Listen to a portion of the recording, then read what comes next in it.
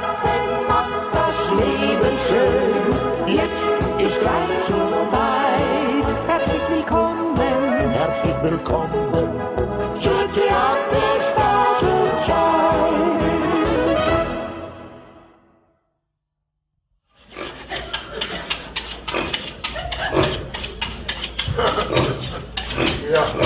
Ja, Bertha, gell, kannst du schon gar nicht mehr erwarten, gell? Wir haben dich nur so lange leben lassen, weil du uns so ans Herz gewachsen bist, ne? Aber jetzt können wir leider nicht mehr länger warten. Jetzt bist du dran. Noch ein paar Grunzeler und dann hast du deinen letzten Grunzer gegrunzt. Ja, schreck's Nachbarin. Sagst einen schönen Gruß am Peter, gell? No. Bist du mit dem verkehrten Fuß aufgestanden, hä? Mit dir rede ich nicht mehr, Papa. Was? Mein ganzes Leben lang rede ich kein einziges Wort mehr mit dir. Oh, dann war das der letzte Satz aus deinem lieben Goscher. Das ist bedauerlich. Sehr bedauerlich, ne? Du brauchst dich gar nicht lustig machen über mich und meinen Schmerz. Warum tut da was weh? Du weißt ganz genau, von was ich rede. Sowas Gemeines, sowas Ausgeschampt, sowas Niederträchtiges, sowas... Ja, es fällt dir nichts mehr ein, gell? Na, auf jeden Fall hätte ich dir so eine Tat nie zugetraut. Nein, schau, Moni. Schau, unser Bertha, das ist halt einmal kein Meerschweinchen, sondern eine ganz normale, fette Sau, ne? Fett? Die ist nicht fett. Die ist gerade recht so richtig liebmollig. Und normal ist die Bertha schon gleich gar nicht. Papa, du selber hast immer gesagt, dass die Bertha für eine Sau unwahrscheinlich intelligent ist. Ja. Und dass die alles versteht, was man zu ihr sagt. Ich dachte schon, aber so intelligent ist unser Bertha auch wieder nicht, dass sie in einem Zirkus als Seiltänzerin auftreten kann, ne? Und darum wird sie geschlachtet und gefressen. Und du meinst du, dass ich das Schweindel umsonst so hochbeppet hab, hä? Aber auf jeden Fall nicht dazu, dass jetzt so hinterrücks dahin gemetzelt wird. Also bitte keine Diskussionen mehr. Der Kessel ist bereits beheizt. Ich geh jetzt. Ja, wo gehst du denn hin? Nimm Abschied von der Bertha. Was? Das darf doch nicht wahr sein, was das Mädel für ein Theater macht wegen dieser blöden Sau. Aber ich hab's zu meiner Alten, zu meiner Holden, zu meiner Gattin hab ich immer gesagt, das Mädel ist viel zu weich erzogen. Die bedauert das schon, die Spiegeleier, wenn sie in der Pfanne drin liegen, weil es keine Bibel geworden sind, ne? Eine total verkorkste Erziehung. Irgendwas haben wir da falsch gemacht.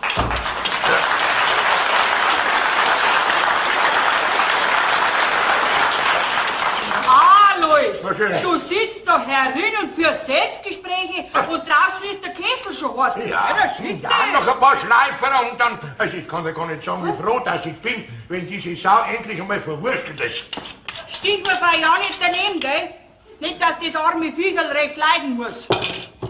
Nein, ich werde einen Doktor holen, der gibt dir vielleicht noch eine Narkose vorher. Oder du kannst dem Schwein da zur Beruhigung noch ein kleines Liedlein vorsingen. Zum Beispiel Schweinchen ade, Schlachten ade,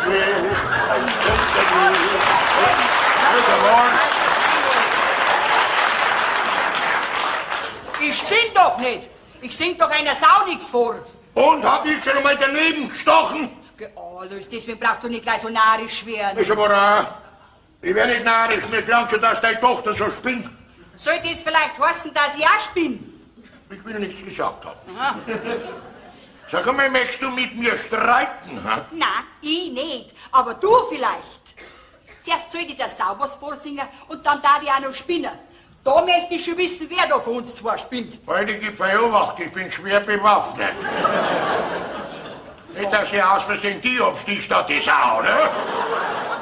Rutsch mir doch ein Buckel runter. Ja. Ich gehe jetzt zu unserer Bertha. Ja, ich weiß schon, Abschied nehmen. Jawohl. Weil schließlich verbindet einem ja was mit so einem Viecherl, wenn man mit der Sau schon jahrelang unter einem Dach gelebt hat. Und du brauchst bloß so sagen, dass du im Stall geschlafen hast bei der Sau. Okay. Ihr Mannsbrüder, ihr habt kein Herz und kein Gefühl. Nein. Rohlinge seid ihr. Ja. Jawohl, Ja. Rohlinge. So, Rohlinge. Ja. Weißt du, was wir sind? Wir sind Bestien, sagen wir, Bestien. Da brauche ich mich doch nicht mehr fragen, wo die Tochter den Vogel her hat. Oh, ich sehe schon kommen. Unser Schlachtfest wird ein Familiendrama. Oh mein Gott.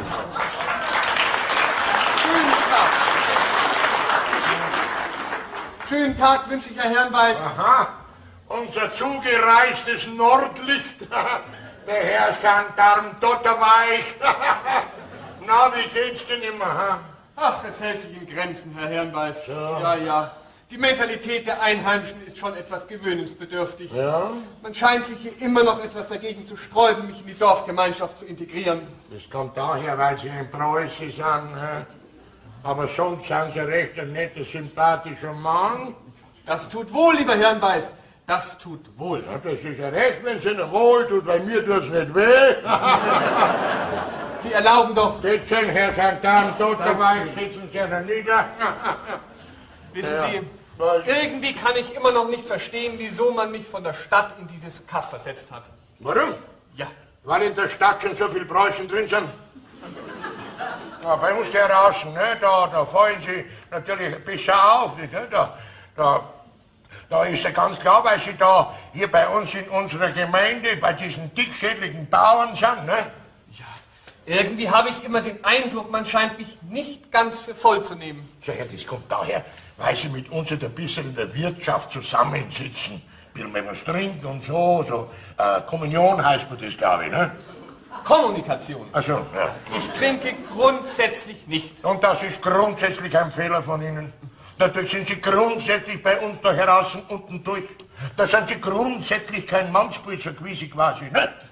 Das ist ja eine unglaubliche Einstellung. Aber eine entscheidende für Sie. Und dann kommt bei Ihnen erschwerend hinzu, der saublöde Name, ne? Dotterweich.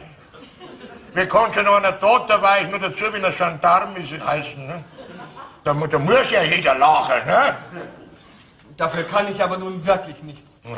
Was glauben Sie, wie ich in der Schule deswegen schon gehänselt worden Ja, bin? das glaube ich Ihnen natürlich. Wissen Sie was? Jetzt kommen Sie halt abends zum Schlachtschüssel, essen Sie uns Leber und Blutwürst gibt's, ne? Und nachher werden Sie Ihre dummen Gedanken schon vergessen. Aber gerne. Ja, dann sehe ich wohl auch Ihre Tochter, das Fräulein Moni. Ja? Wenn sie nicht schmerzgebeut wegen der Sau da niederliegt, ist sie da. Empfehle mich, Herr Hirnbeiß, und Sehr gut. bis heute Abend. Haben Sie recht. Ja, Sie hat ja Herr Dotterweich. Na. Na.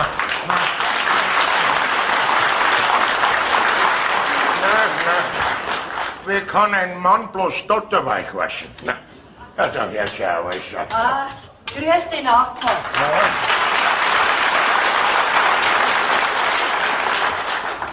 Was denn?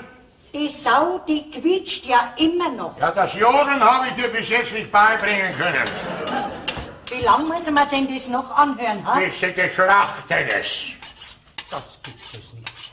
Jetzt wetzt der Mann schon 2 Stunden das Messer, anstatt dass er seiner Sau endlich den Gnadenstich gibt. Pass auf, liebe Nachbarin, tu dich nicht drum kümmern.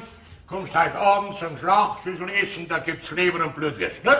Na, also das weiß ich noch nicht. Was? Das weiß ich noch nicht. Eigentlich bin ich da noch gar nicht so scharf drauf. Ja, dann lass das bleiben.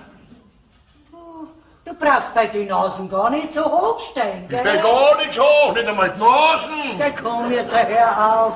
Du weißt ganz genau, dass mir die Sache mit meinem Sohn Bäder und deiner Tochter Moni überhaupt nicht passt. Und ich sag dir drauf, da musst du dich mit den jungen Leuten unterhalten. Misch mich da nicht rein. Sagst du? Das glaube ich dir Ja. sogar. Obwohl du dir ja die Finger bis zum Ellbogen hinter abschrecken müsstest. Du machst nicht so süß. Ja, du kannst ja froh sein, wenn mein Bäder dein Moni nimmt. So notig wirst ihr sehr beieinander habt. Was? Aber über diese Sache ist noch nicht das letzte Wort gesprochen. Das glaube ich dir zum Beispiel wieder, weil in der Sache wahrscheinlich du das letzte Wort sprichst, gell? Sehr richtig, Ja, gell? ja. Gleich dich doch, du blöde Kinder, du blöde.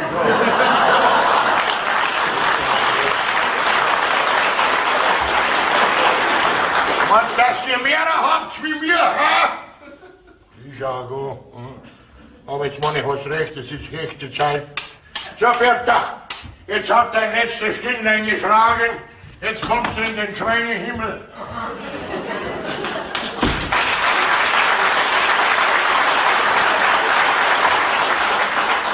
Jetzt darfst du aber schon langsam wieder beruhigen. Sonst wird der Papa noch narrisch. Und mit Recht. Mama, hast du es gesehen, wie mit die Bertha mit ihrem treuherzigen Saublick angeschaut hat? Weißt du, was ich dir sag? Die hat es ganz genau gespürt, dass wir Abschied genommen haben. Geh, wollte doch nicht sein.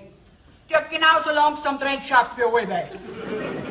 Und dann ist es ja auch nicht die erste Sau, die wir schlachten, nicht? Aber die liebst die. Und an keiner bin ich so kind wie an der Bertha. Mei, müssen wir mal nachgelaufen ist, so auf Schritt und Tritt. Und dann hat sie mir so angeschupft mit ihrem feuchten Rüssel. Und wie lieb die immer grunzt hat, wenn ich es hinterm Ohrwaschen graut hab. Mein Lieber, jetzt hörst du aber dann auf, gell? Das ist ja gar nicht mehr normal. Geh zu deinen Bären über. Kraul den hinter die Ohrwaschel, bis er grunzt. Und überhaupt, jetzt ist es bei mir an der Zeit, dass du ans Heiraten denkst und Kinder kriegst. Du, dann wird's dir schon vergehen, dass du wegen einer Sauer so ein Theater machst. Was? Heiraten? Ja. Ich? Am Bäder? Ja, freilich, wenn du ihn sonst oder kennst du einen anderen. Nein. Na also, Die Mama, das hat doch nur Zeit. freilich, lass dir nur recht lang Zeit, bis ja mal andere über den Weg läuft. Mein lieber Madel, das hat's fein Schnee bei den Mannsbrüdern. Na und? Na und, sagt's. Ich versteh dich gar nicht. Du bist wirklich nicht mehr ganz gesund da drum. Eine Sau kannst du alle wieder kaufen, aber ein Mannsbild nicht. So, da laufen doch nur umeinander. Und übrigens, Mama, ich will mich einfach noch nicht festbinden. Da habe ich doch nichts mehr von der Jugend. Jetzt fangst du gleich an, gell? Wer hat dir denn den Floh ins Ohr gesetzt, hä?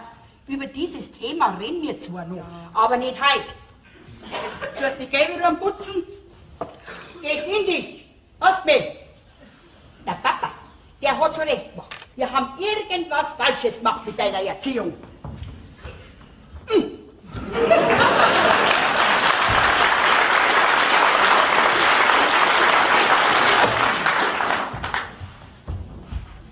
Und dass das warst von der Wurst und überhaupt von der ganzen Bertha esse ich keinen einzigen Bissen. Und wenn ich langsam verhungere.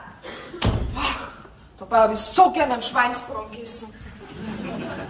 Und ich bleib dabei. Die Bertha weiß ganz genau Bescheid, weil sie mich so traurig angeschaut hat. Ah, grüß dich, Moni. Grüß dich. Was machst du denn da? Ah, Gäbe putzen, da schau her. Jedes Rübchen gibt ein Grübchen. Ja, warum sagst du nichts? Magst du mich nicht mehr? Das ist wegen der Bertha. Geschlacht wird Zeit. Naja, fett nur ist ja. Sag mal, jetzt fangst du auch noch an. Ja, das hätte ich mir ja denken können. Ja, wieso denn? Jedes Schwein wird doch mal geschlacht. Wo liegt denn das Problem? Die Bertha ist aber nicht jedes Schwein. Ach, was redet denn überhaupt hier? Ihr Mannsbrüder habt alle miteinander kein Gefühl für die leidende Kreatur. Ja, also das geht ein bisschen über meinen Horizont. Ja, dann red nicht und lass mal bitte mal Ruhe. Ach komm, jetzt seid nicht gar so fad. Moni, ich hätte ganz gern was mit dir besprochen. Muss das ausgerechnet heut sein? Ui, heute bist du aber gut drauf. Dann habe ich genau den richtigen Zeitpunkt erwischt. Wenn's jetzt wieder davor anfängst, wann wir endlich heiraten, dann kannst gleich wieder gehen. Ja, also mit dem Thema liegt's nicht ganz daneben. Also Moni, jetzt pass auf. Das mit...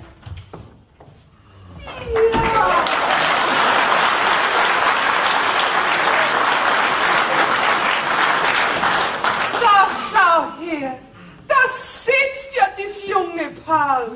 Ach, ist das ein reizendes Bild. Also das geht so richtig zu Herzen. Sagt mal, wann ist denn jetzt eure Hochzeit? Ach, wir haben ja schon so lange keine Hochzeit mehr bei uns im Dorf gehabt, wo doch die Hochzeiten wirklich das Allerschönste sind. Ja, die hat mir gerade noch gefällt. Ja, Fräulein Agnes, wir regeln das schon. Ja, aber der darf nur nicht zu lang warten. Naja, ich weiß schon. Die jungen Leute heutzutage, die sind ja so unentschlossen und so flatterhaft. Ja, der wird immer umeinander probiert. Hin probiert und her probiert. Statt dass man heiratet, und ein Leben lang beieinander bleibt. Und dann vielleicht ein Leben lang unglücklich ist. Ach, so ein Schmarrn. Sowas hat es ja früher auch nicht gegeben. Da hat man gar keine Zeit gehabt. Unglücklich sein. So eine neumodernische Erfindung ist es. Früher, da war man froh, wenn man überhaupt geheiratet worden ist. Nein, ich meine natürlich, da war man froh, wenn man verheiratet war. Ja. Ah, da können Sie ganz besonders gut mitreden. Gell, Fräulein Agnes? Ja, selbstverständlich kann ich da mitreden. Oder glaubst du vielleicht, ich bin schon als alte Jungfrau auf die Welt gekommen? Ja. Was? Also pass auf, gell? Ich habe genügend Verehrer gesucht. Ich meine, gehabt, ja. Nur zum Heiraten, da waren sich die anderen immer zu gut. Da war ich mir für die anderen immer zu gut. Ach, ist jetzt was mag. Auf alle Fälle bin ich jetzt eine restlos glückliche Pfarrersköchin geworden. Na, sing's. Die Wirklichkeit bleibt mir ja auch immer noch. Was? Moment einmal. Wir haben nur einen Pfarrer und der gehört mir.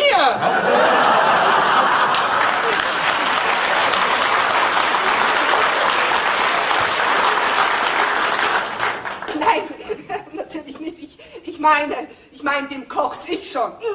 Nein, ach, ist mir's morgen. Auf alle Fälle, Peter, schaust jetzt, dass der Monika bald heiratet, gell? Ja, und da kommt's gar nicht auf dumme Gedanken. Ja, und wenn wir gar nicht weiterkommen, kommen wir zu Ihnen und holen uns Rat. Gell, Fräulein Agnes? Ja, das ist eine gute Idee. Das der's Kinderleben. Haben Sie eigentlich voll Zeit, Fräulein Agnes? Ich? Zeit? Wieso Zeit? Na, im Mono, was Ihnen überhaupt nicht passiert. Was? Mir pressiert's nicht? Also die jungen Leute heutzutage, ihr habt überhaupt keine Ahnung. Und wie es mir pressiert, rutsch schon mal ein bisschen. Also, jetzt passt mal auf.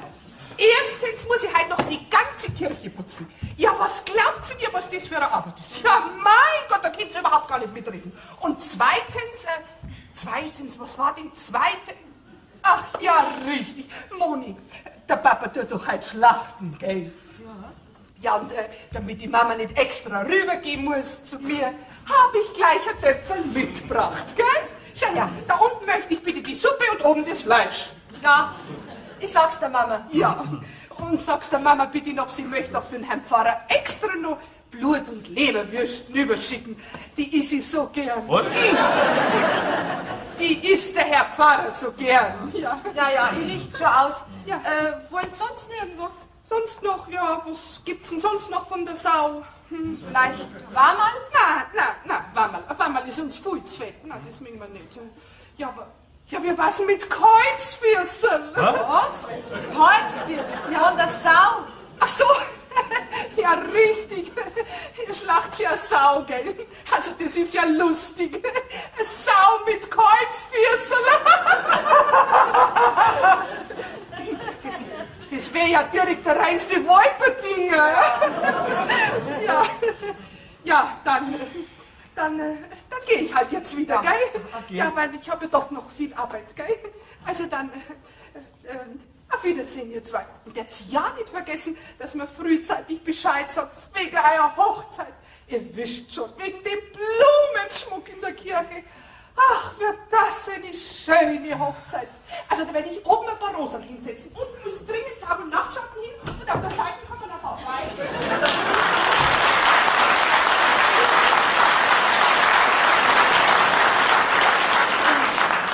Endlich ist die fort. Na, Was wird mir jetzt ganz rausgebracht? glaubst du's? Und mir, wenn's sieht, fragt's mich jedes Mal, wann wir endlich heiraten. Ja, genau, über das wollte ich ja eigentlich mit dir reden. Also, Moni, das mit dem Heiraten. Das hat nur Zeit, meinst du? Ja, das auch, das heißt sowieso. Schau, Moni, ich hab dich doch wirklich gern. Das weißt doch, oder? Ja, wir kennen uns ja auch schon lange genug. Genau. Wir sind ja praktisch miteinander aufgewachsen. Naja, und das war wirklich eine schöne Zeit, die wir miteinander verbracht haben, oder? War ganz nett. Was heißt denn da ganz nett? Ich meine, es hat doch Zeiten gegeben, da Was bitte? wir haben uns doch richtig gut verstanden. Wir haben doch nie, wenigstens ganz selten miteinander gestritten. Und das heißt doch schon was, oder? Ja, sag einmal, Peter, auf was willst denn du eigentlich hinaus? Ja, ich möchte endlich einmal wissen, wer auf die Idee gekommen ist, dass wir zwei heiraten. Ihr habt doch diesbezüglich nie was gesagt. Na, ich aber auch nicht. Ja, wieso redet dann der ganze Ort davon? Ja, wahrscheinlich, weil wir die meiste Zeit beieinander sind und weil wir ganz selten miteinander gestritten haben. Ja, Moni, die Rumdruckerei, die bringt jetzt auch nichts mehr. Moni, ich sag's jetzt ganz gerade raus. Das mit dem Heiraten von uns zwei wird nichts. So? Und warum nicht? Das trifft dich jetzt schon hart, gell? Na, Was? Wieso nicht? Schau, Moni, ich wollte ja nicht unglücklich machen. wer sagt denn, dass ich unglücklich bin? Was? Wieso nicht? Oh. Du bist nicht unglücklich, wenn ich dich sitzen lasse? Na, es tut mir leid, na, ich bin's nicht. Das ist ja ein Hammer. Ich trug wochenlang rum, hab schlaflose Nächte, ein schlechtes Gewissen, weil ich sie sitzen lasse. Und sie ist nicht einmal unglücklich. Du und schlaflos. Ja, wohl schlaflos, weil ich nämlich Angst gehabt habe, du kannst da was tun. Also jetzt muss ich wirklich lachen, was ist das? Das trifft mich hart. Das trifft mich jetzt hart, dass dir das so vollkommen wurscht ist. Also ich hätte schon mal gemeint, dass mir zwar und so weiter heute. So, Peter, sag einmal, soll jetzt vielleicht ich dich trösten, ha? Ja, wurscht ist mir das nicht, aber ich bin halt nicht unglücklich. Das wird ein männlicher Stolz schon verkraften, ha? Mir trifft's im Moment viel härter, dass meine Sau halt geschlachtet wird. Was? Einer Sau wohnt sie nach und mir keine Träne. Ich bin doch der größte Ochs, der umeinander läuft. Na, das bist nicht, Peter. Ich hab dich gern, wirklich. Ja, das merke ich. Mich mit einem Schwein auf die gleiche Stufe stellen. Ja, was heißt auf die gleiche? Sogar noch drunter. Ach, Peter, wir zwei haben uns halt eben so gern. Wir zwei Nachbarskinder, die miteinander aufwachsen, sich halt gern haben. Na, also das stimmt nicht. Ein bisschen mehr war schon, oder? Naja, gut, ein bisschen mehr. Aber aus dieser Tatsache haben sich eben alle und vor allem meine Mama eingeholt, dass wir zweimal ein Paar werden. Aber glaubst du es, Peter? Ich war mir noch nie so richtig sicher, ob ich das wirklich will. Ich schon. Wenigstens hier und da. So, jetzt sei halt nicht so beleidigt. Was da vielleicht lieber, ich darf mir jetzt in Tränen auflösen oder dir ein Mordstheater machen. Oder mir wieder Kletten an die hinhängen. Ha? Na, ganz im Gegenteil. Das wäre mir sogar sehr unangenehm, weil ich... Ja? Sag einmal, kennst du die Holzinger Rosel aus Stelzing? Holzinger Rosel? Ach, ist das die kleine Dicke? Na, das ist ihre Schwester. Die Imorn, die ist ein bisschen größer. Naja, auf jeden Fall wollen wir heiraten. Ach, dann kennst du schon länger. Ja, so kann man sagen. Ich bin jetzt richtig froh, dass du es endlich weißt und dass du es so gefasst aufgenommen hast. Also, du bist mir nicht böse. Na, Peter, nein, bin da nicht böse.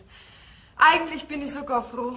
Weißt, ich glaube, wir zwei haben uns einfach schon zu lang kennt. Da hat immer irgendwas gefehlt, so das Schöne, das Neue, wenn sie zwei kennenlernen und verlieren, weißt? Ja, ich verstehe dich schon. Bei uns zwei, da hat einfach der Pfeffer gefehlt. Ja, und das Salz. Ja, und... Sag ja nicht Essig und Öl. Na, bei uns hat nichts mehr geknistert. Ja, genau das ist es, weißt Peter? Ich mein halt immer, wenn ich mal meinen zukünftigen Mann kennenlerne, da müsste man heiß und kalt werden und einen Knirschnackler müsste die kriegen. Aber bei dir schnackelt gar nichts. Oh. Also so hart brauchst du mir auch nicht gerade hinschmettern, oder? Ja, Naja, im Grunde hast du recht. Du weißt, bei der Rosel, da kriege ich jetzt mal einen Knirschnackler, wenn ich heimgehe, wollte ich sagen. na siehst du, sind wir uns ja einig, ha? Heirat du dein Rosel. Möchten ein bisschen was von meiner Jugend haben? Hm? Genau. Und Pfarrerskirchen kannst du immer noch werden. Ja, du, aber der Mama und dem Papa sagen wir noch nichts, gell? Da sagen wir nichts, das merkt er schon noch. Und jetzt kriegst du von mir ein Abschiedsbussal. Ja, so lassen wir's fallen. So was Ja, mei, Zeit wird's ja, mein Lieber. Mei, das passt ja ganz gut. Da können wir ja gleich heute noch Verlobung feiern, nicht? Na, Mama, Zuerst frisst man die Sau und dann kommt ihr zwei dran. Wenn sowieso gerade das halbe Dorf da ist, nicht? Mama, wir sind uns gerade erst einig geworden. Alles andere hat noch Zeit. Ja, das hat noch Zeit. Also, wir wollen ja unsere Entscheidung noch nicht an die große Glocke hängen. Also ich weiß gar nicht, was ihr junge Leute überhaupt mit der Geheimnistuerei. Das darf doch jetzt ja jeder wissen. Mei, die Leute reden ja sowieso schon. Weißt du, so lang geht's miteinander. Die Leute reden so und so. Ja, Frau Hirnbeiß, die Sache ist ja so. Wir beide wissen, was wir wollen und den Leuten geht es nicht so. Also glaubst du, da kann ich mich jetzt gleich richtig ärgern? Nicht einmal eine gescheite Verlobung dürfen wir feiern. Mama, du kommst schon noch zu deiner Verlobung. Irgendwann. Mit euch junger Leute weiß man ja nie, wie man droh ist. Zuerst pappen soll wir aneinander droh und schmusen miteinander, aber mitfreuen und mitfeiern, das darf man dann nicht. Also, ich glaube, ich gehe dann wieder, gell? Für die Moni, für Gott, Frau Hirnbeiß. Fertig, Gott, Peter. Ich weiß gar nicht, was ihr für junge Leute seid. Bei uns seinerzeit hat man halt Nägel mit Köpf gemacht. Da hat man sich entschieden. Aber bei dir, Mädel, bei dir glaube ich schon bald, dass du noch eine alte Jungfer wirst. Oder vielleicht Pfarrersköchin wie die Agnes. Okay, so blöd bist du doch nicht. Ach, weil wir gerade vom Blät reden. Die Agnes war vorhin da. So? Ja, und die hat gesagt, du sollst dir von der Kesselsuppe unten was schneiden und Oma Fleisch. Und dann hat sie noch gesagt, für den Herrn Pfarrer noch extra Blut und Leberwürst. Sag einmal, woher weiß jetzt die das, dass wir Schlachten haben? Also, Herrn tut die alles. Ja, nicht nur Herrn Zeng, auch. Jetzt muss ich schauen, wie weit der Papa mit der Sau schon ist, gell? Oh, schon Schlacht? Gerade hat's noch grunzt.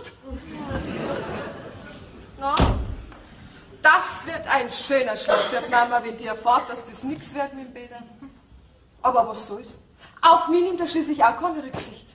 Die Beate wird auch ohne meine Zustimmung geschlachtet. Nein, ich hör's gar nicht mehr. Die wird doch nicht schon... Hallo, Fräulein Moni. Ah, Ich bin's. Herr Schantagen, ich habe jetzt leider gar keine Zeit. Ich muss unbedingt das jetzt fertig machen. Nur auf ein kleines Minütchen, Fräulein Moni. Na, mir pressiert's wirklich. Heute wird doch die arme Bertha geschlacht. Ja, deswegen bin ich unter anderem auch hier. Ja? Ihr lieber Herr Vater war so freundlich, mich zu diesem Schlachtfestessen heute Abend einzuladen. Da ich aber nun bedauerlicherweise für einen erkrankten Kollegen im Nachbarort Dienst tun muss, bin ich heute Abend nicht abkömmlich und da... Ach, da haben Sie ja denkt, Sie wollen von der Kesselsuppe ein bisschen da was rein.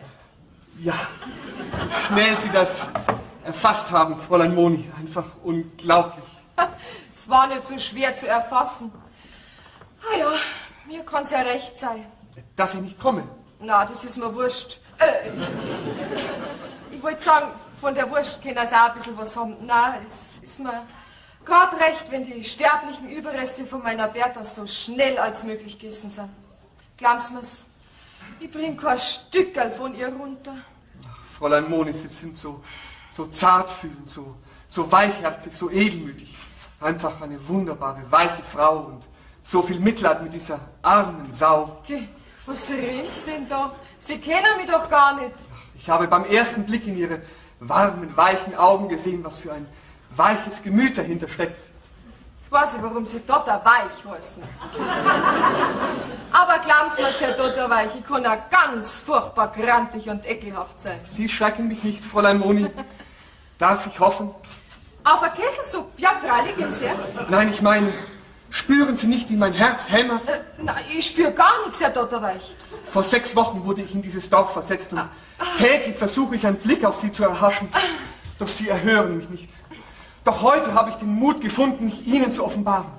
Fräulein Moni, gönnen Sie mir den Funken einer Hoffnung. Aber... Ja, was ist denn da? Das ist eine dienstliche Vernehmung. So, dienstliche Vernehmung. Naja, was ich gesagt habe, die jungen Leute, unentschlossen, flatterhaft, umeinander probieren. Dienstliche Vernehmung, das werde ich jetzt dem Herrn Pfarrer berichten. Dienstliche Vernehmung. Na, bravo. Na, das haben Sie ja großartig gemacht. Was meinen Sie jetzt, was diese Dorfratschen für Gerüchte im Ort umeinander tragt, ha? Darf ich trotzdem hoffen? Ach, Sie können hoffen, dass von der Kesselsuppen für Sie noch was überbleibt, Herr Dotterweich.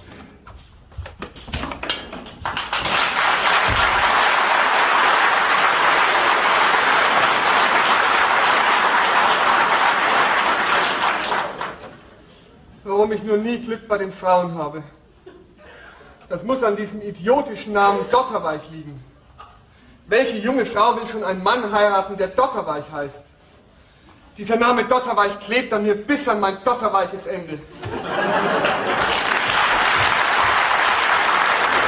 Jetzt Mama, komm, geh weiter. Der Papa, wie der noch gelebt hat, hat einmal beim Schlachten und Wursten mitgeholfen. Oh, ich mag aber diese Beziehungen mit denen nicht so ausbauen, mit denen Hunger leider. Es klangt mir schon, wenn du mit der Moni rennst. Das ist meine Sache, Mama. Und dann lass ich mir nichts reinreden. Eben, siehst, und ich auch nicht. Mein Gott, na Bub, was ist denn los mit dir? Schau dir doch an, du kriegst doch an jedem Finger 10. Warum muss denn ausgerechnet die Moni sein? Also so schön ist die auch wieder nicht. Ich will nicht drüber reden, Mama. Allerweil redst du in mein Leben rein. Also du Bub, merke dir das eine.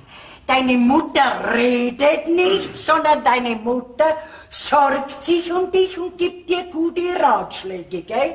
Und das mit der Moni... Ja, Mama, die Platten ist schon bekannt. Jetzt geh rein und hilf, das bist du einer guten Nachbarschaft schuldig. Sag einmal, jetzt schubst mich doch nicht so. Jetzt tust du mal das, was ich da sag. Marsch! Also da hört sich schon mal.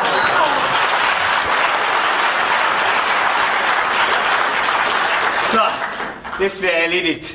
Jetzt fahre ich zu meiner Rosel und sag ihr, dass wir heiraten können. Auf das Gesicht von der Mutter freue ich mich heute schon. Oh, Entschuldigung, ich hab gerade im Moment halt nicht aufgepasst. Ich wollte bloß da rein. Aber doch nicht mitten durch die Leute durch, oder? Was war jetzt das für ein unfreundlicher Patron?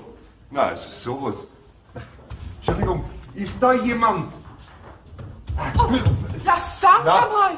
Was Also reden Sie über Laufen müssen Sie mir auch nicht gleich reden. Wie rennen Sie doch nicht? Sie rennen ja mir über den Haufen. Stenger da mal, jetzt gehen Sie doch mal auf. Was ist denn da los? Aha! Hier, mein Sauerkrauttopf. In einer einzigen Stunde 3 Mannsbilder verbrauchen. So schön hätte ich's einmal haben.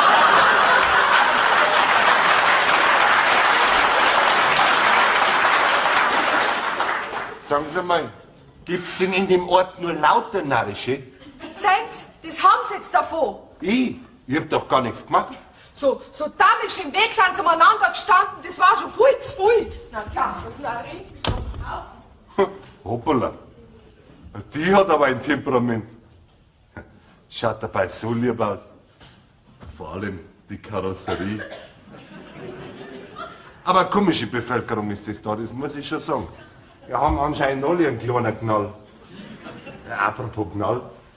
Jetzt kann ich eigentlich mal einen Probeschuss loslassen. Dann wird es morgen bei der Jagd schon klappen. Ich glaube, da draußen habe ich ein Fleckerl gesehen, da kann es eigentlich passen. Schauen wir mal. Oh ja, da gefällt's mir. Ja, was ist denn da los? Wer hat denn da geschossen? Schossen? Ja. Wie, warum? Was? Ich bringe ihn um. Was ist los? Ah, der fragt, was los ist. Meine Sau ist los.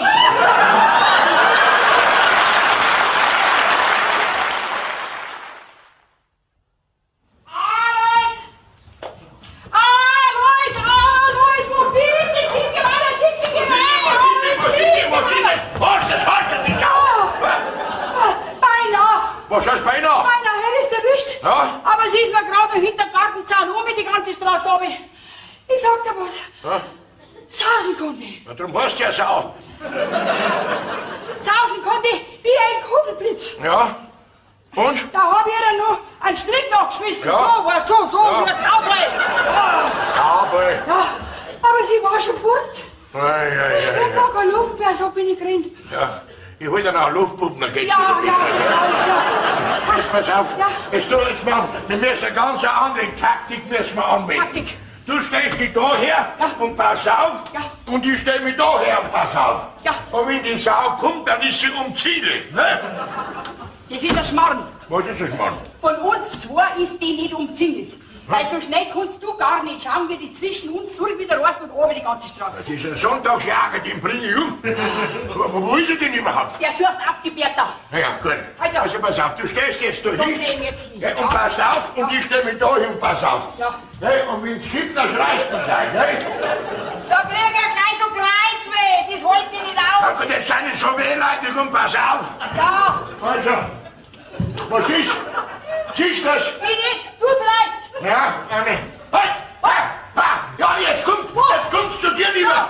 Wenn's bei dir ist, dann springst du aus und wirfst dich auf die Sau. Hey, Was soll ich da? auf die Sau draufschmeißen. Ja, spinnst denn du? Warum denn? Ich wirf mich doch nicht auf eine Sau. Du solltest doch der Stecher und nicht ich der Drucker.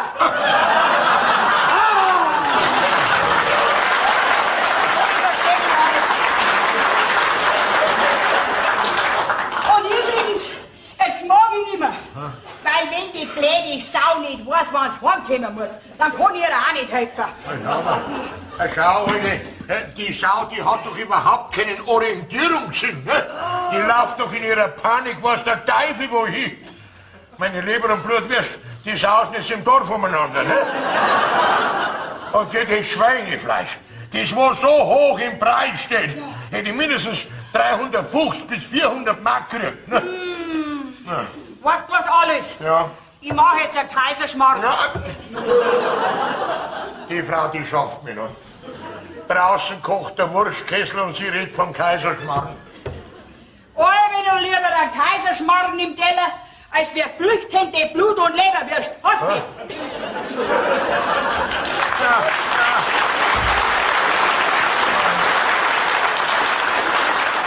Was tue ich denn, was mache ich denn?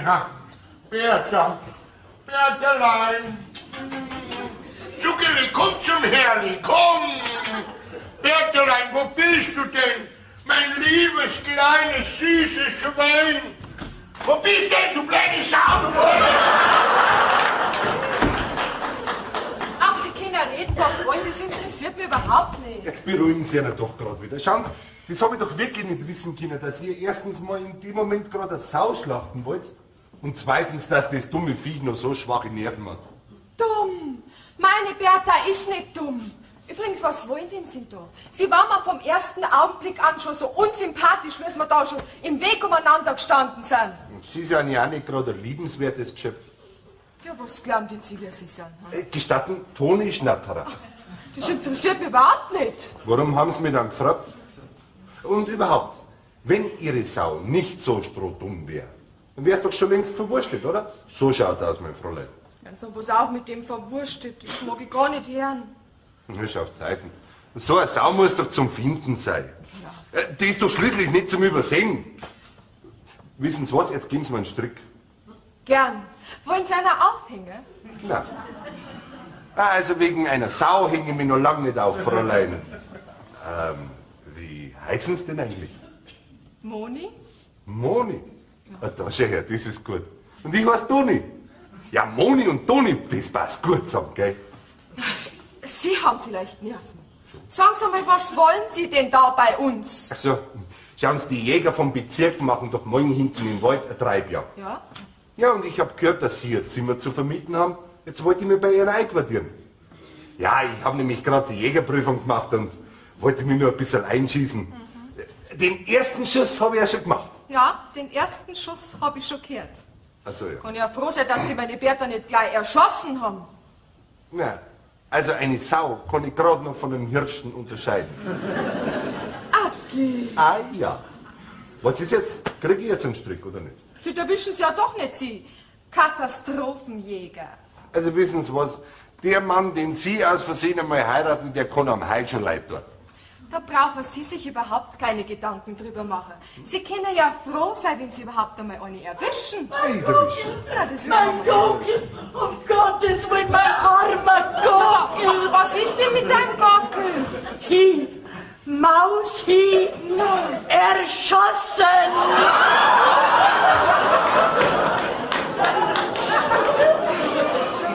Wenn ich dir sag, die ganzen Federn liegen im Hof umeinander. Meine Hähnen, die haben einen schweren Schock. Die sind ja jetzt alle auf einmal Witwe geworden. Das waren Sie Mörder, Sie! Schmarrne! Ich habe auf einen Felsen da hinten geschossen und da war weit und breit kein Gockel nicht. Ah, dann hat er sich wohl totgelacht über Ihren Schuss.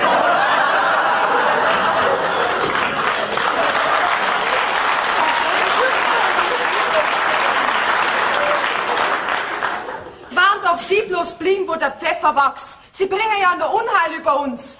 Wann haben Sie gesagt, haben Sie eine Jägerprüfung gemacht? Auf alle Fälle verlang ich Schadenersatz. Ein neuer Gockel muss her. Haben Sie mich verstanden? Ja, ja, gute Frau, ich werde Ihren Gockel ersetzen.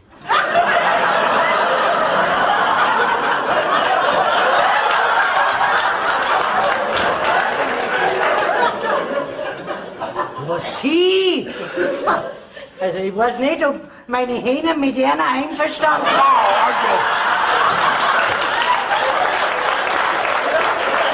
Was ich gesagt habe, lauter Wahnsinnige. Lauter. Also so ein impertinenter, unangenehmer Mensch. Glaubst du, der war mir schon vom ersten Augenblick an so unsympathisch und so zwider, dass ich es da gar nicht sagen konnte. Dieser eingebildete Aufweger, dem, da schnackeln mir gleich die Knie. Auf alle Fälle, ich erwische ihn, ich krieg ihn. Und wenn ich ihn anzeigen muss und vor Gericht gehen muss mit dem Gockelmörder, mit dem Gemeinen. Ich möchte nur wissen, wie viel Gockel das der schon erschossen hat. Dass er meinen gleich auf das erste Mal getroffen hat. So, jetzt hab ich's. Was? Also, ich bin vollkommen unschuldig. Okay. Ja, das kann ich beweisen. Ja, das war eindeutig ein Querschläger. Ja, also ich habe auf den Felsen geschossen. Und da ist die Kugel abgeprallt. Ja, und da muss halt einer Gockel recht saudumm im Hof umeinander gestanden sein. Mitten im Weg von der Kugel. Was ist mein Gockel?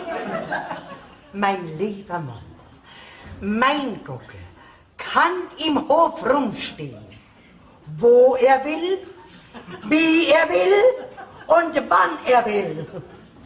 Wenn er will. Ja. Ich meine, ich wollte ja damit nur sagen, dass das Ganze nichts anderes war als ein ganz bedauerlicher Unfall. Auf alle Fälle muss ein neuer Gockel her. Ja, Sie werden ja Ihren Gockel bekommen. Jetzt muss ich bloß noch zuerst die Sau fangen. Ne? Wissen Sie was? Da haben Sie einen Strick. Mach es damit, was Sie wollen. Ermordet. Ermordet. Mein schöner Gockel. Mein fleißigster Gockel. Kein Hähne hat er auslassen. Na gut, dann fliegen wir.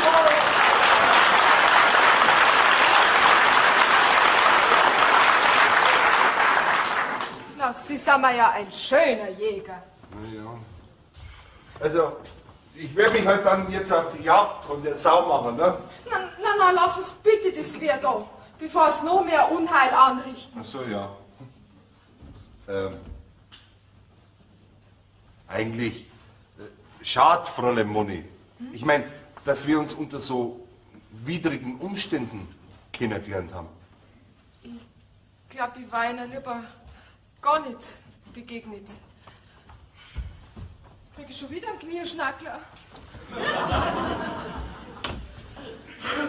Es würde mich jetzt wirklich interessieren, ob die tatsächlich von Natur aus und ununterbrochen so kratzbürstig ist. Aber die blöde Sau bin ich jetzt erwischt. Ah, die Pfarrerskirche. So ein Sakrileg! Es ist doch wirklich nicht zu fassen. Tilde! Alois! So was hat doch die Faulachse. Hust mich Sau, ha? Natürlich habe ich sie nicht. Ich weiß auch nicht, wo sie ist. Schau mich mal an. Was? Tropfnass bin ich.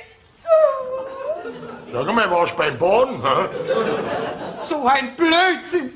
Also jetzt passen wir auf. Ja. Ich knie an der Kirchentüre, gell? Warum denn? Ja, weil ich doch geputzt habe. Ach so. Da kommt doch diese Sau von hinten. Ja. Die Schweine auch schon.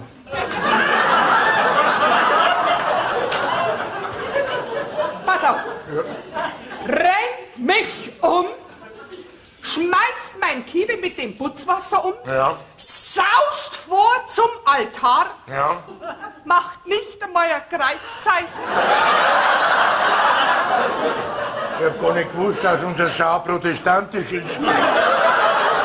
Ja, und dann das Allerhöchste, rennt hinten bei der Sakristei wieder raus. Also das sag ich euch, diese Sau hat wirklich den Teufel im Leib. Ja, und wo ist mein Sau jetzt? Das weiß doch ich nicht.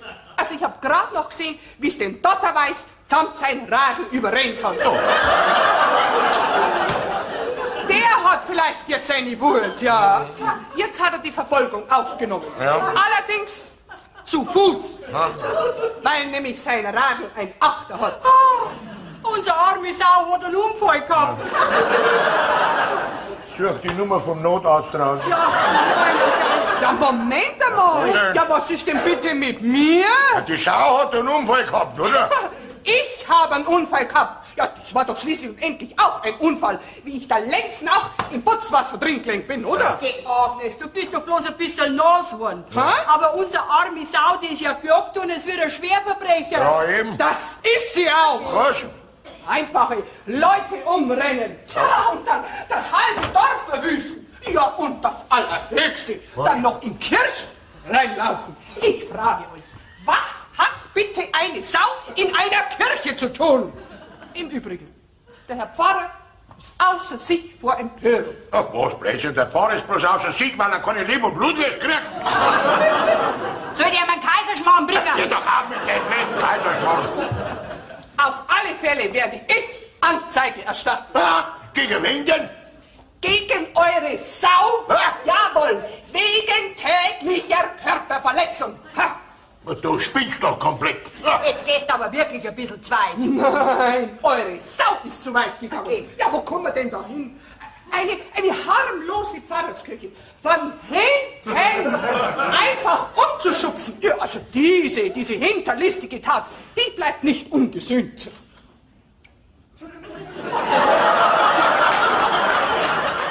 Mehr kann ich dazu nicht mehr sagen. Alois! Was ist denn? Das nimmst du sofort zurück. Ich bin ja froh, dass ich heraus habe. Das ist doch... Herr Hirnbeißbein, Ja?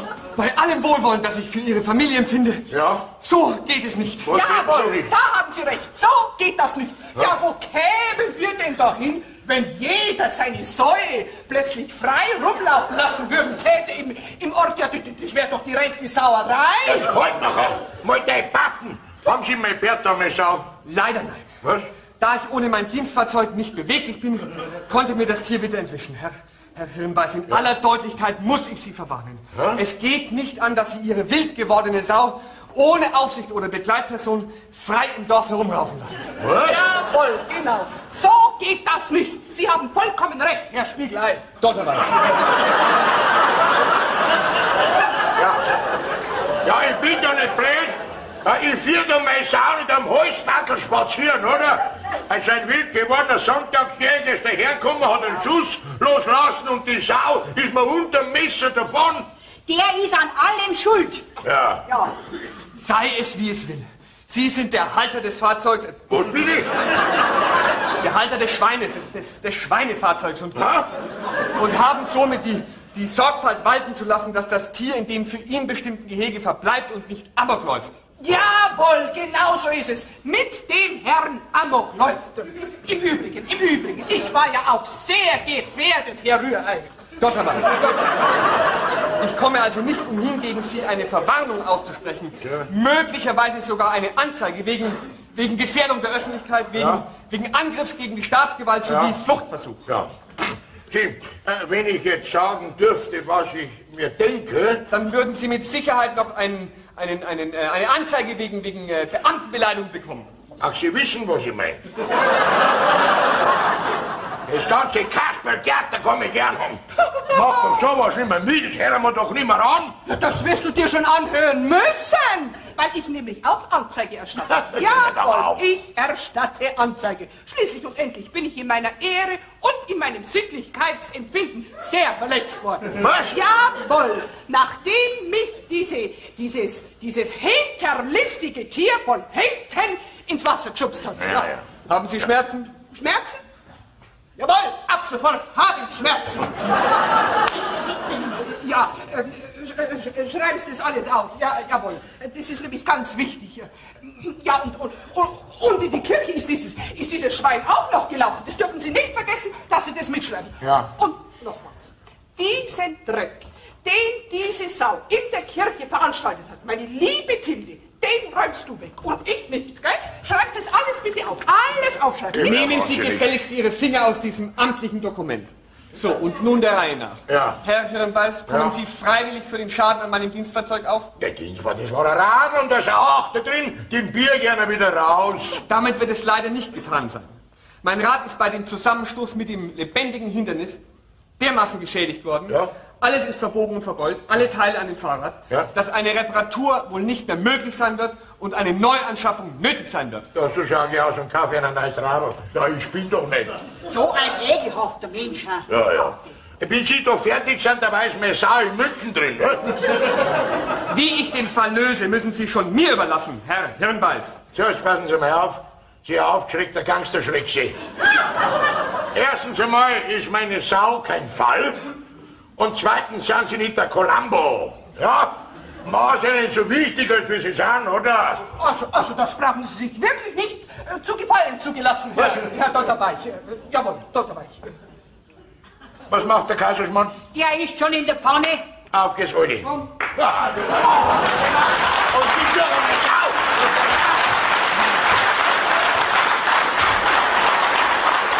Das ist ja unerhört. Jawohl, einfach unerhört ist das. Was wollen Sie denn noch? Sagen Sie mal, das habe ich Ihnen doch schon gesagt. Ich möchte Anzeige erstatten. Warum, wieso und warum und gegen wen und bitte eine klare Aussage. Ja, Herrschaftszeiten, horchen Sie mir denn überhaupt gar nicht zu. Also, passen Sie auf. Oder noch besser, schreiben Sie sich bitte auf, wenn Sie sich schon nicht merken können. Also, umgestößen. Umgestößen. Mit schaffen es. Bei diesem Stoß, ja. Hat mich dieses Tier, und zwar in der Ausübung meines Amtes. Ja. Was haben Sie geamtet? Was habe ich? Was haben Sie geamtet? Ist das eine saubläde Fragerei? Ich habe geputzt. Geputzt. Jawohl. Das reicht nicht für eine Anzeige. Ja, einfach lächerlich. Da bin ich denn hier der Dorftrottel oder was? Also das reicht. Sie haben gar nicht so Unrecht. Ja, für was haben wir denn überhaupt einen Gendarm, wenn wir nicht einmal Anzeige machen? Aha. Ja, sag einmal, wo kommst denn du her? Hä? Wo warst denn du? Wieso? Was ist denn passiert? Er fragt, was ist passiert? Also, die einer Sau ist auf und davon. Und er fragt einfach, was ist passiert? Die Bertha, die Sau. Ja, natürlich. Wenn ich sage, die Sau, dann meine ich auch die Sau Bertha und nicht irgend so ein Karnickel. Und die anderen sitzen sich da rein, während dieses wild gewordene Viech das halbe Dorf verwüstet. Jawohl. Und das ist noch nicht alles. Dieses schamlose Geschöpf. Die Bertha. Nein, die Mone.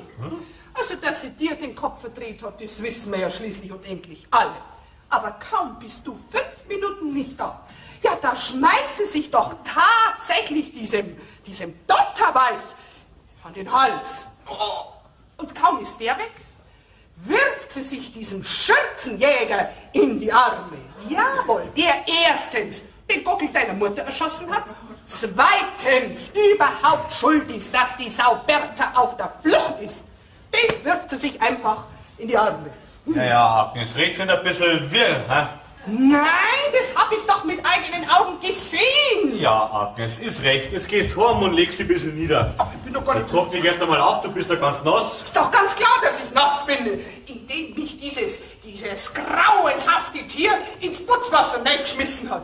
Aber das sag ich dir, diese Tat bleibt nicht ungesühnt und wenn ich vor den obersten Gerichtshof gehen muss, jawohl, jetzt reicht's mir.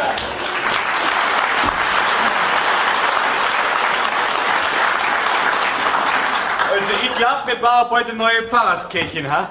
Ach, Peter, gut, Gut, dass du da bist. Moni? Nein, du kannst dir gar nicht vorstellen, was inzwischen alles los war. Ja, ich habe gerade einen ziemlich verwirrten Bericht von der Agnes gekriegt. Ja? Du hast dich diesem Dotterweich und dann diesem Schürzenjäger in die Arme geworfen. Hä? Was?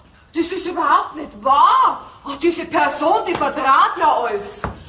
Außerdem hätte ich mal wissen, mit welcher Berechtigung du den Eifersüchtigen spielst. Du warst doch auch bei der Rosel, oder? Die war nicht daheim. Die war nicht daheim. Als ob das damit was zum Tor hätte. Du wolltest doch frei sein. Also dann bist du auch frei. Dann bin ich aber auch frei. Und dann kann ich mich sämtlichen Jägern und sämtlichen Gendarmen an den Hals werfen, so lang und so oft ich will. Ja, schau, Moni, ich mag die heute noch so viel. Und an jeden vergunne ich die auch nicht. An jeden will ja gar nicht. Ja. Entschuldigung, wenn ich störe. Aber muss jetzt tatsächlich das blöde Schwein allein suchen oder könnte sich noch jemand daran beteiligen? Da haben sie eine saubere Leistung vollbracht. Alle Achtung. Na, lassen Sie mir doch mal Ruhe. Und meine Meinung über Sie behalte ich anstandshalber besser für mich, mein liebes Fräulein Moni.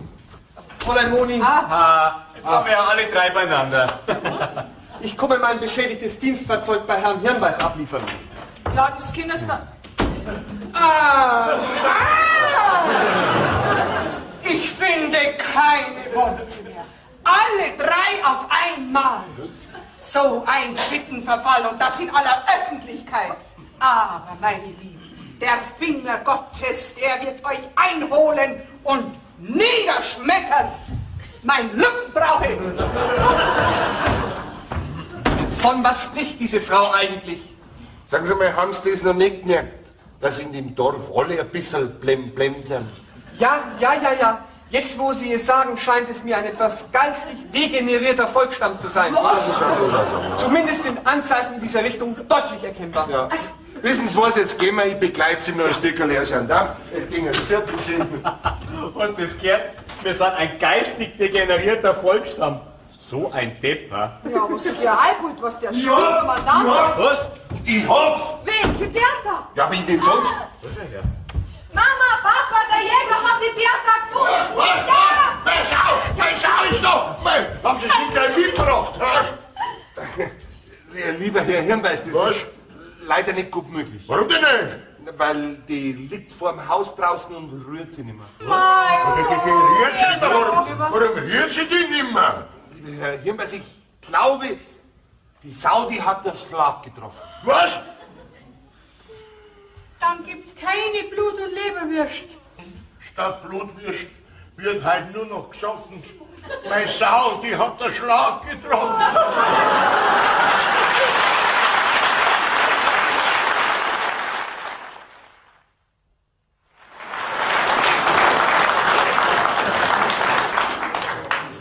Sag einmal, Alice, ist jetzt unsere Sau wirklich hin?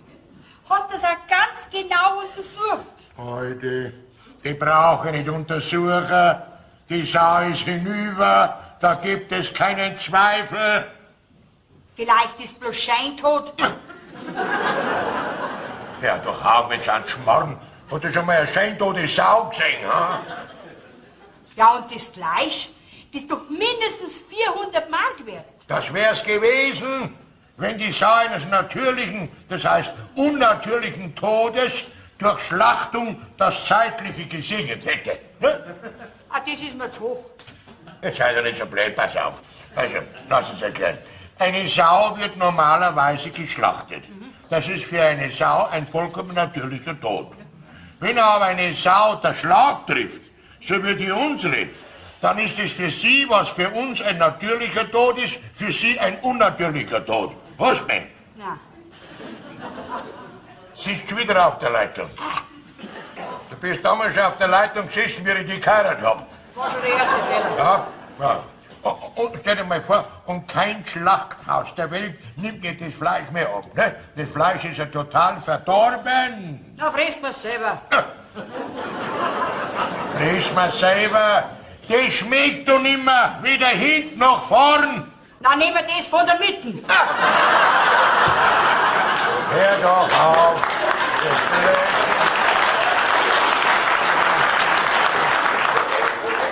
Aber irgendwas nur verwertbar sein. Ja, nicht viel. Eine Kleinigkeit. Was? Schwänzel. Wieso, Schwanzel? Da kannst du dir einen Rasierpinsel machen lassen. Ha.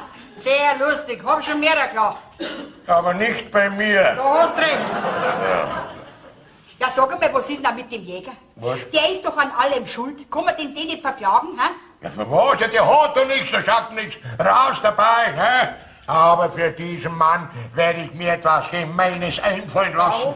Wie heißt denn der Jäger überhaupt? Schnatterer, Toni. Schnatterer, wie man ein Schnatterer heißen kann. Aber da fällt mir was ganz Gemeines ein, dass er nur noch schnattert, dieser Schnatterer. Ja.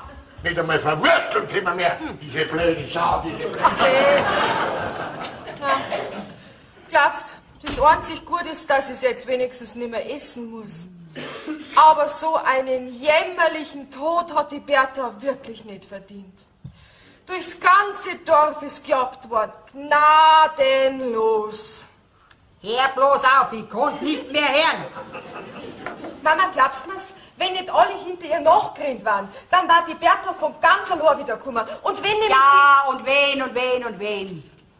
Und wenn die Bertha von selber gekommen war, dann war sie jetzt auch schon geschlacht. Und wenn der damische Jäger nicht gekommen war, das nimmt doch kein Ende mit den Wenn. Jetzt hör noch gerade endlich einmal auf und gib mir Ruhe. Schau, dass du mit den Kartoffeln fertig wärst, die brauchst du Knädel. wir haben gar kein Fleisch mehr. Ach so? Dann mache ich halt einen Kaiserschmarrn mit Kartoffeln.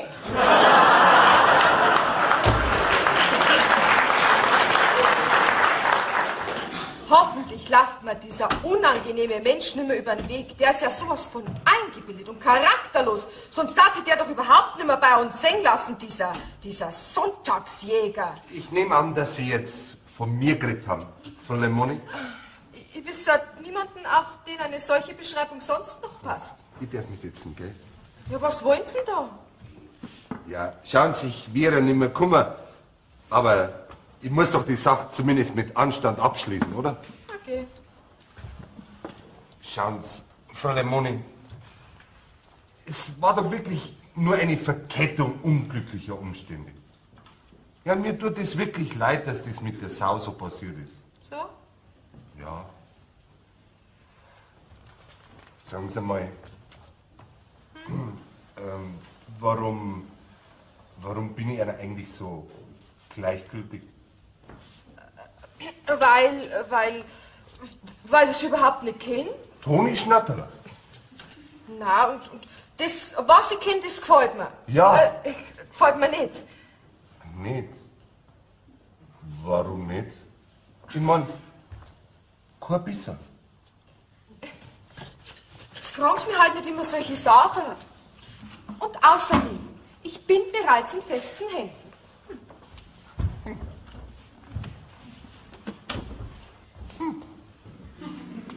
Also das Madel hat einen Teufel im Leib.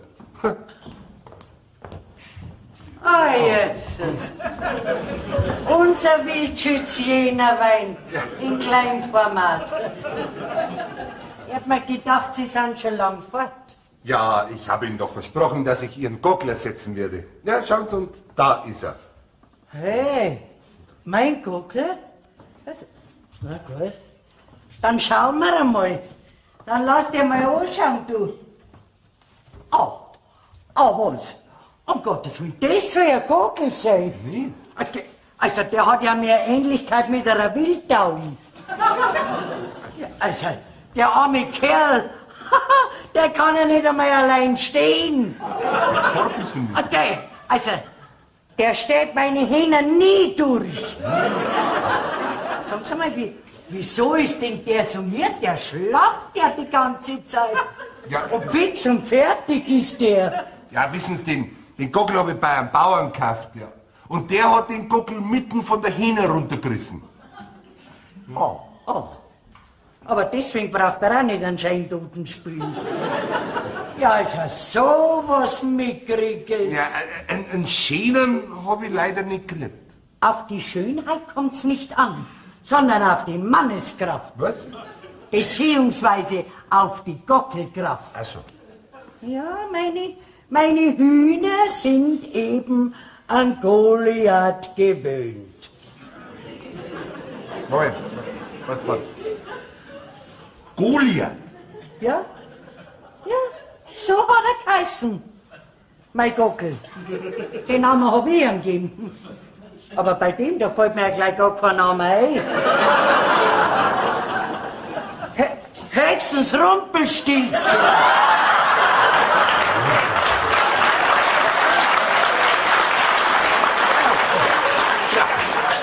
Also, jetzt machen Sie doch wirklich mal einen Punkt. Also, na, wie kann man bloß ein Gockel Goliath heißen?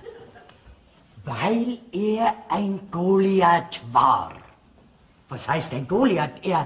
Er war ein Gigant. Ja. Sagen Sie mal, ist jetzt damit die Sache vom Tisch? Also das kann ich Ihnen nicht versprechen. Weil ich weiß ja gar nicht, wie meine sensiblen Hähnen reagieren, wenn sie den Kanarienvogel hören. Also, ich trau mir wetten, wenn die den sehen, die kriegen Entzugserscheinungen. Entzugserscheinungen? So ein Blödsinn. Außerdem, so mickrig ist er auch wieder nicht. Was? Nicht mitkriegt? Dann gehen Sie mal mit. Gehen Sie mal mit und schauen Sie sich jetzt einmal meinen Goliath an. Noch haben Sie die Chance dazu. Gerade habe ich ihn aus dem Ofen raus. Gehen Sie? Nein, Dankeschön. Also ich werde jetzt zum Bahnhof gehen und mein Gepäck holen und dann werde ich schauen, dass ich so schnell wie möglich wieder fortkomme von da. Ich richte ja bloß Unheil in dem Dorf an. Ja, also, da haben Sie recht. Na, Rumpelstilzchen, dann gehen wir mal. Dann werdet ihr mal deinen neuen Harem vorstellen. Ah, grüß dich, Mama.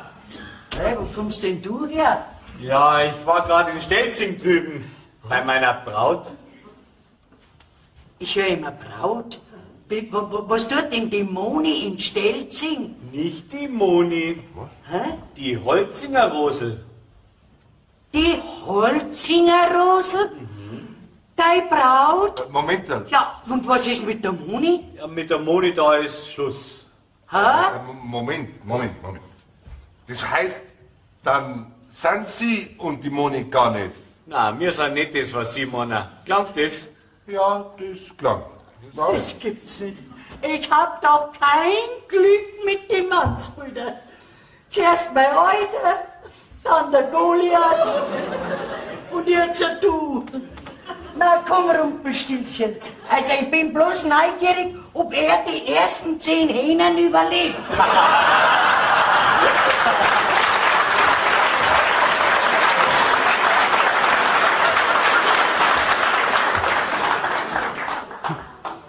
Da schau her, sowas. So etwas Hinterlistiges. Und mir spielt die ganze Zeit vor, dass zum Bäder gehört. Aber da fällt mir schon was ein. Na warte. Was Sie schon wieder? Ich habe Ihnen doch... Übrigens, einer nur gerade wieder. Von einer möchte ich eigentlich gar nichts. Ja? Nein, einen Vater hätte ich gern gesprochen. Der hat jetzt keine Zeit.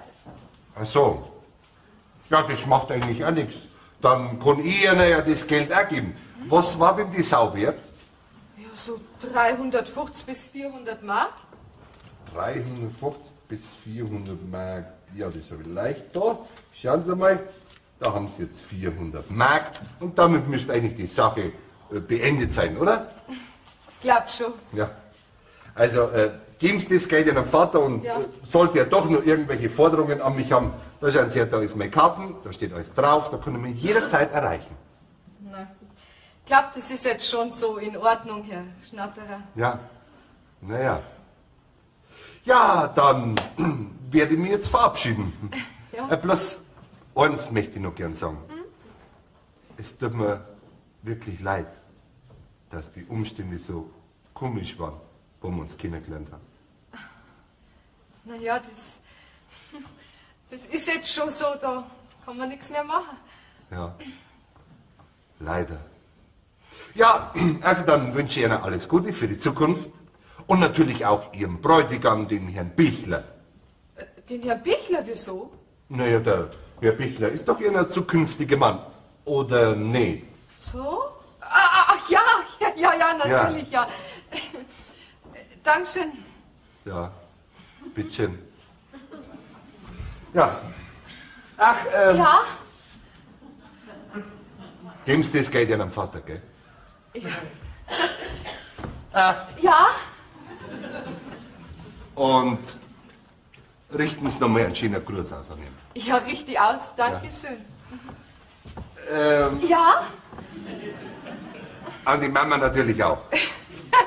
Natürlich, an die Mama. Ja. Sagen Sie mal, Ja? haben Sie noch einen Großvater? Na, der ist schon tot. Schon. Dem hätten Sie eigentlich auch einen schönen Gruß ausrichten können. Dankeschön. Ja, Ja, also dann. also dann.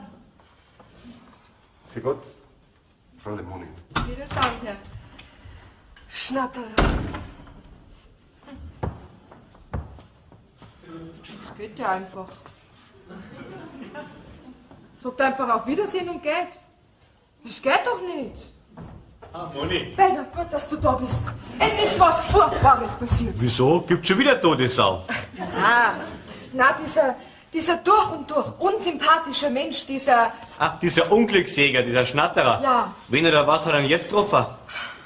Naja, dir kann ich ja sagen, Peter. Stell dir vor, wie der jetzt gerade da war, mir ist heiß und kalt geworden.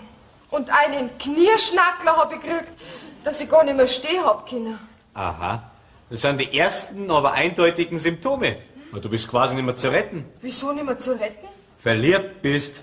Na, das kann gar nicht sein, Peter. Der war mir doch vom ersten Augenblick an so unsympathisch, dass ich es gar nicht beschreiben kann. Das bedeutet nichts. Ganz im Gegenteil. Na, und wie der mit mir geredet hat, so von oben herab, so überlegen, das kannst du dir gar nicht vorstellen.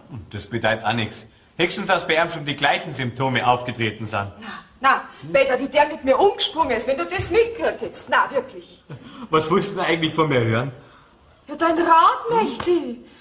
Ach, ich hab diesen Menschen so unsagbar dick und seine Nähe, die ist mir direkt unangenehm. Ich will wegen dem keine weichen Knie kriegen. Da muss ich doch irgendwas dagegen tun, da muss ich doch ankämpfen. Peter, jetzt sag mir halt was. Also, ich verstehe dich immer noch nicht ganz. Wenn du ihn so unsagbar dick hast, wie du sagst, dann kannst du froh sein, dass er fort ist. Dann brauchst du dich dagegen ankämpfen. Wenn ich doch selber nicht weiß, ob ich froh bin oder nicht. Also gut, jetzt rollen wir die ganze Geschichte nochmal auf wie ein Kriminaler. Heiß ist geworden. Und dann kalt. Alles gut.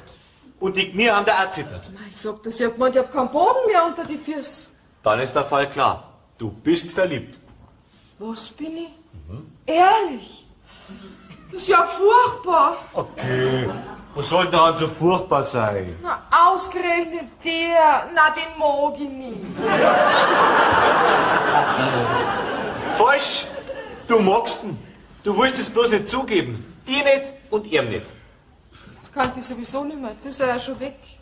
Na, also wenn der genauso fühlt wie du, das nehme ich fast an, dann ist der schnell wieder da.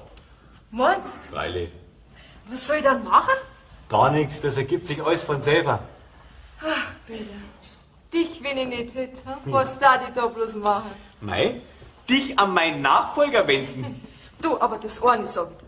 Wenn der kommt und der redet mich wieder so schwach an, dann kann der gleich wieder gehen. Ja, aber dann muss er doch erst einmal da sein. Ja, hast da wieder recht. Also, du weißt Bescheid. Da hilft kein Wehren, da hilft kein Sträuben. Das ist eine reine Naturgewalt. Und der musst du dich beugen. Meinst du? Ach, da schau.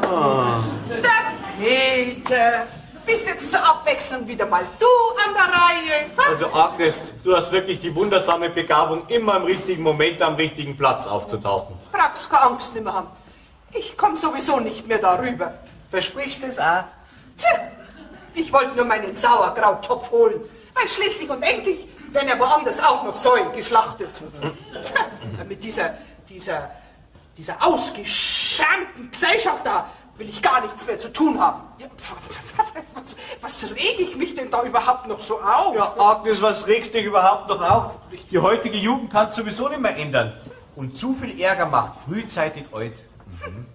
Agnes, damit du noch was zum Ratschen hast. Ich hab eine Braut. Das weiß ich doch schon lang. Die da. Nicht die Moni. Was? Ja. Ja, wen denn dann? Ja, die Holzinger Rosel aus Stelzing. Na! Doch. Die Holzinger Rose. Ja. Ja, das ist ja der Wahnsinn. Hey. Ja, das muss ja sofort dem Jungfernbund berichten.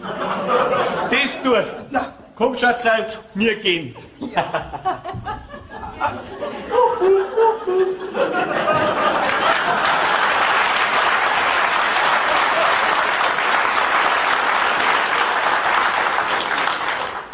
Also, das ist doch wirklich nicht zu glauben.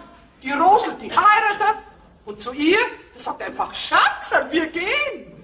Na, ach, diese Jugend heutzutage, was die sich alles trauen. Aber wer weiß, vielleicht wäre es besser gewesen, wenn ich doch öfters Ja gesagt hätte. Fräulein Agnes, ich hätte nie geglaubt, dass eine einzige Sau ein ganzes Dorf so durcheinander bringt. Tja. Wegen dieser Sau muss ich, armes Schwein, Überstunden machen. Nicht mal zum Essen habe ich Zeit. Naja, also wenn ich Sie so anschaue, dann haben Sie zum Essen öfters keine Zeit. Ich muss mir mein Essen ja selber kochen. Ich habe keine Frau.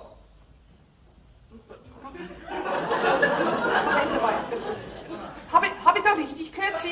Sie haben keine Frau? Keine Frau. Ja, warum haben Sie denn nicht geheiratet? Würde ja gerne, aber ich kriege keine. Sie kriegen keine? Das ist meine Chance.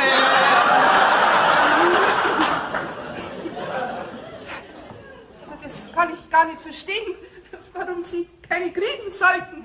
Aber Sie sind doch so ein netter, so ein reizender, so ein schöner, so ein großer, so ein starker Mann. Und Beamter sind Sie auch, ja. Bring mich etwas in Verlegenheit, Fräulein Agnes.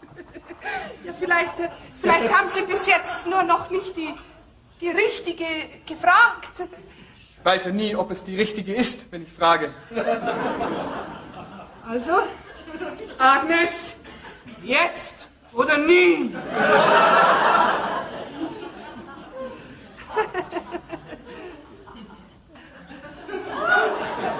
Also, Herr Dotterweich, ich meine, wenn Sie fragen würden, täten, dann würde ich niemals, nie nicht Nein sagen. Aber Sie sind doch Pfarrersköchin. Ja, aber doch nicht mit ihm verheiratet. Ach, das würde möglicherweise bedeuten, dass das möglicherweise kein Hinderungsgrund wäre. Ja, genau das würde es möglicherweise bedeuten. Nein, du darfst Agnes zu mir sagen. Ich heiße Sigismund.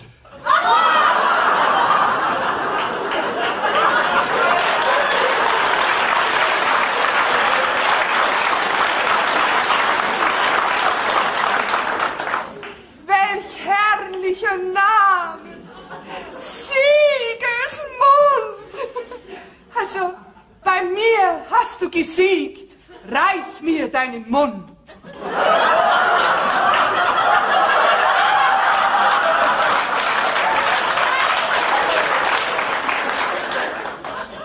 Das muss ich sofort meinem Vorgesetzten berichten. Ab sofort sind wir verlobt und ich bin der glücklichste Dotterweich, den es gibt. Endlich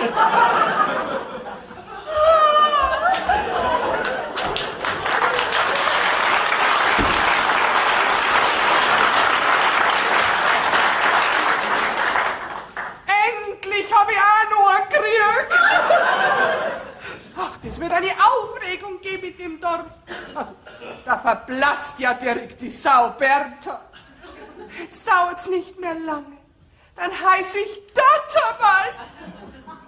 Um Gottes Willen. Dotterweih. Ja, Mei, dann sind ja meine Kinder laute, kleine, weiche Dotter. Um Dotters Willen. Ach, was wird der Herr Pfarrer dazu sagen? Dotterweih.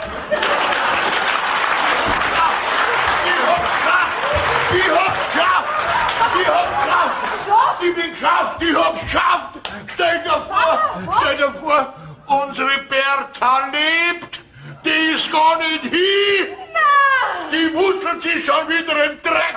Dann hat sie ja gar nicht den Schlag getroffen! Dieser Beruhigungsschlaf war direkt eine Heilkur für unser Bertha!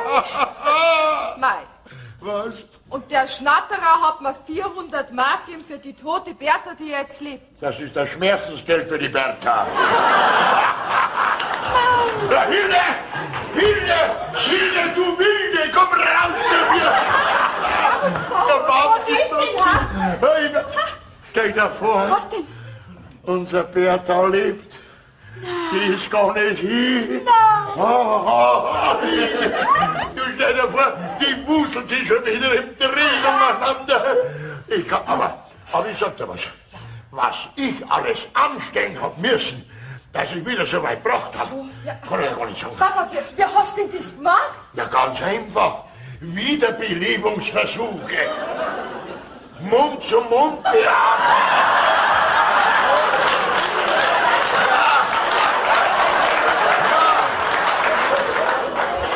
Und dann habe ich mit der Gießkanne vom Schwanzel bis hinauf zum Kopf, habe ich immer kalt abgossen, gell? Dann habe ich es massiert und wieder gossen und stell dir vor, heute, nach einer halben Stunde hat es ganz langsam der Schwanzel wieder geriert. So. Was sagst denn du mir so? Okay.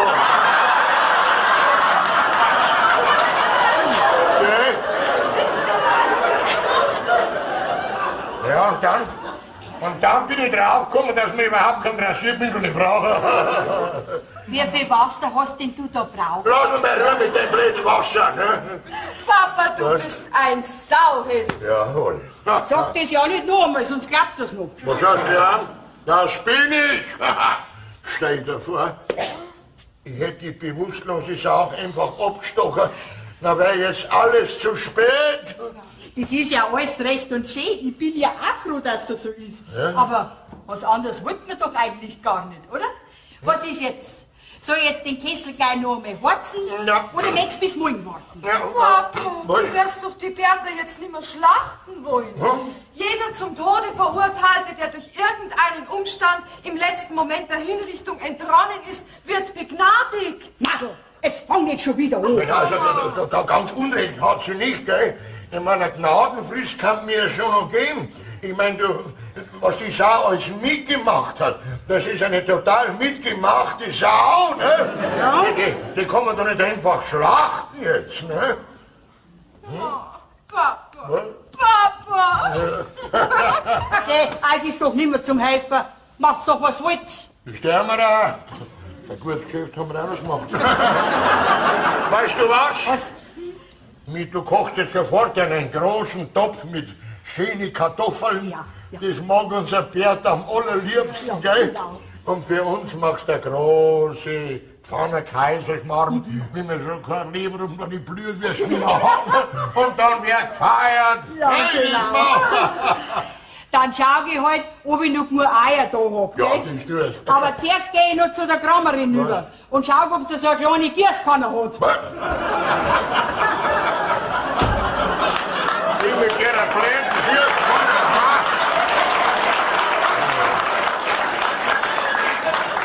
Aber hast du das Kind, Mama?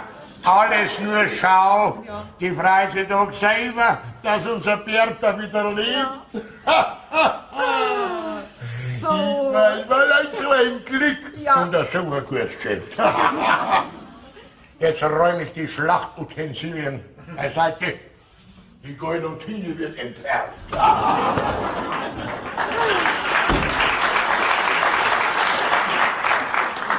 Na, so ein raffiniertes Luder.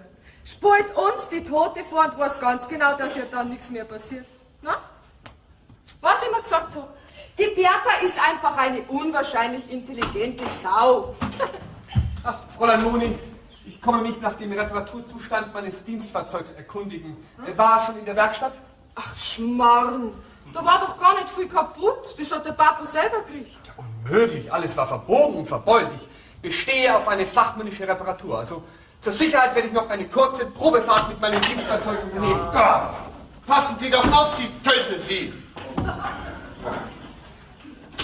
Ja, Herr Schnatterer, Ja, was machen Sie denn da? ja, Fräulein Moni, es ist mir richtig unangenehm. Ja, ich hab meinen Zug verpasst und heute geht keiner mehr. Ehrlich? Ja. Ach, Herr Schnatterer, wollen Sie noch nicht ein bisschen zu mir her sitzen? Also jetzt bin ich ja fast ein bisschen sprachlos. Was, ist das ja eine Ernste? Ich meine, ich darf mich tatsächlich zu Ihnen hinsetzen. Ha? Ja, freilich. Ja. Wissen Sie, wegen dem Kaiserschmarrn. Was? Ich mein, Was hab ich mit dem Kaiserschmarrn zu tun? ja, nix, ich meine jetzt nur, die Mama, die hat einen Kaiserschmarrn gemacht. Ach so. Jetzt da bleiben. Zum Kaiserschmarrn? Ja. Aber gern, Fräulein Moni. Hallo ist. Ja, freilich. Was will denn der schon wieder da? Mama, darf der Herr Schnatterer bei mir bleiben? Was? Zum Kaiserschmarrn meint Ihre Tochter. Ja, wollen denn Sie überhaupt den Kaiserschmarrn? Ab heute mag ich Kaiserschmarrn. Wer sagt denn, dass Sie nur zum Kaiserschmarrn da bleiben, Herr Schnatterer? Fräulein Moni, jetzt kenne ich mich gleich gar nicht mehr aus. Ja, ich meine, ich möchte nicht schon wieder einen Fehler machen, ne? Lassen Sie es heute drauf ankommen, Toni. Moni, darf ich? Was ist denn dann überhaupt mit dem Peter, ha? Du heirat doch sein Rosel. Was? Du darfst mir jetzt ganz offiziell und in aller Öffentlichkeit ein Puzzle geben. Das tue ich. Das tue ich saukalt. Ja, was soll denn das bedeuten, ha? 3-mal darfst du raten. 1, 2, 3, ich weiß es immer noch nicht. Was? Papa, wir haben uns gern. Was habt ihr euch gern? Um Gottes Willen, ein Sonntagsjag in unsere Familie. Gut, einverstanden. Und zum Beweis, dass ich einverstanden bin, da habt ihr ein Hochzeitsgeschenk.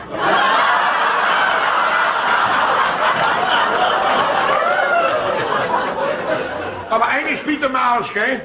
Mein lieber zukünftiger Schwiegersohn, es wird nicht mehr in der Gegend herumgeballert.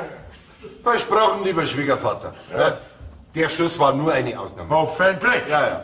Aber was soll jetzt ich mit dem Geld machen? Da kauf ich eine zweite Sau. Mich trifft ja der Schlag. Aber bei dir mache ich keine Wiederbelebung.